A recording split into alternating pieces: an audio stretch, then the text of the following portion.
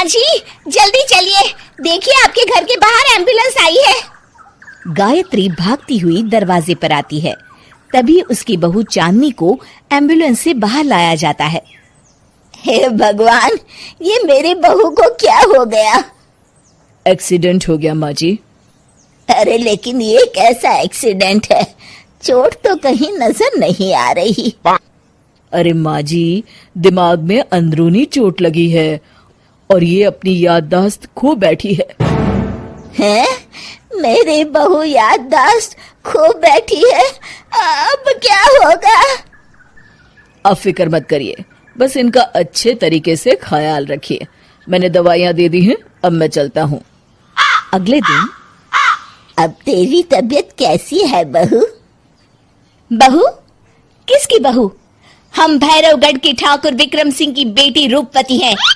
हम एक राजकुमारी हैं और तुम हमारी दासी हो बुढ़िया। अरे बेटा विशाल, बहू कैसी बहकी बातें कर रही है। अरे कुछ मत पूछो माँ, रात को मुझसे अपने पैर दबा रही थी। सर पर चोट लगने की वजह से इसका दिमाग पूरी तरह खराब हो गया है और ये अपने आप को राजकुमारी समझ रही है। तभी वहां चांदनी आ जाती है। तुम दोनों यहाँ क्या खुसुर फुसुर कर रहे हो?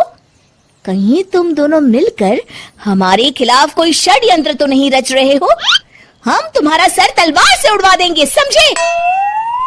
अरे नहीं नहीं राजकुमारी जी, हम तो आपके सेवक हैं। भला हमारी इतनी हिम्मत। कहिए, आपने यहाँ हॉल में आने का कष्ट कैसे किया?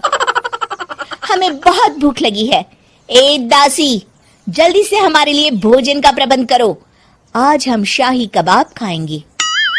विशाल अपनी माँ को चांदनी की बात मानने के लिए इशारा करता है। ठीक है राजकुमारी जी, मैं अभी आपके लिए भोजन लेकर आती हूँ। इस तरह विशाल और उसकी माँ ना चाहते हुए भी चांदनी की जी हजूरी में लगे रहते हैं। लाओ माँ, जल्दी से मेरा टिफिन दो, मुझे देर हो रही है। अरे ठहर जा, जरा दम तो लेने दे मुझे। सारे घर का काम मुझे अकेली को करना पड़ता है। तेरी बीवी तो राजकुमारी बनी बैठी है, सारा दिन हुक्म चलाती रहती है। अरे माँ, मेरा भी तो यही हाल है। फिलहाल तुम मेरा टिफिन दे दो, मैं चला। रुको, कहाँ जा रहे हो? अरे मर गया रे, ये कहाँ से आ धमकी? आज हमारा जुहू चौपाटी घूमने का मूड है और हमें अपने लिए नई साड़ियाँ भी खरीदनी है। चलो जल्दी से अपना वाहन निकालो और हमें ले चलो। अरे अब तो मैं गया काम से। अगर आज मैं वक्त पे ऑफिस नहीं पहुंचा तो मेरा बॉस मुझे नौकरी से निकाल देगा। मरता क्या न करता।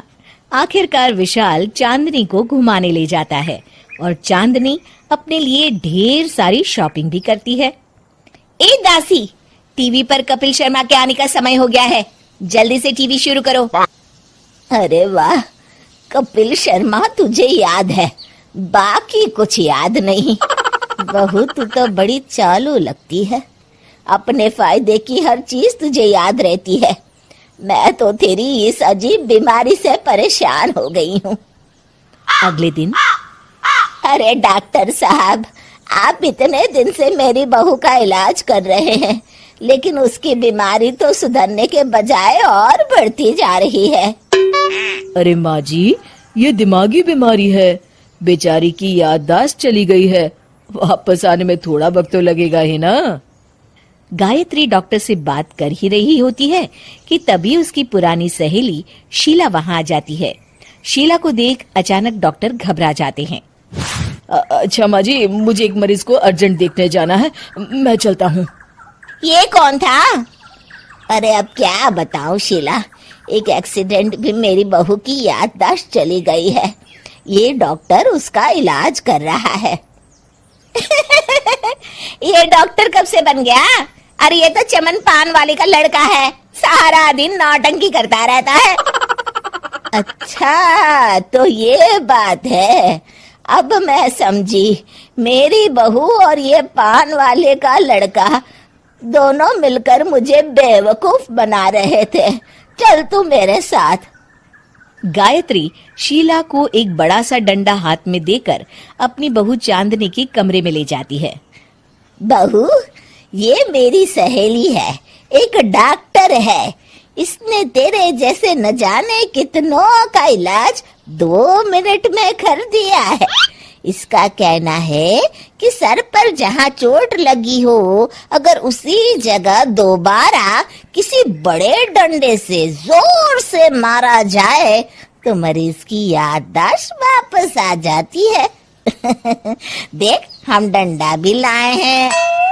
अपनी सास की बातें सुनकर और हाथ में बड़ा डंडा देख चांदनी घबरा जाती है। अरे बाप रे, मैं तो फंस गई। इस डंडे की एक बार की वार से ही मैं तो चारों खाने चित हो जाऊंगी। अब क्या करूं, क्या करूं, क्या करूं? लेकिन गायत्री, डंडा सर पर ठीक उसी जगह लगना चाहिए जहाँ चोट लगी है। अरे तू चिंता मत कर, 2-4 बार मारूंगी तो एक बार तो सही जगह लग ही जाएगा ना। चल बहू, तैयार हो जा। अरे नहीं नहीं माँ जी, मुझे मत मारिए। दरअसल घर के काम करने से बचने के लिए मैंने ये सब नाटक किया था। मुझे माफ कर दीजिए, मैं कान पकड़ती हूँ। दोबारा ऐसी गलती कभी नहीं करूंगी।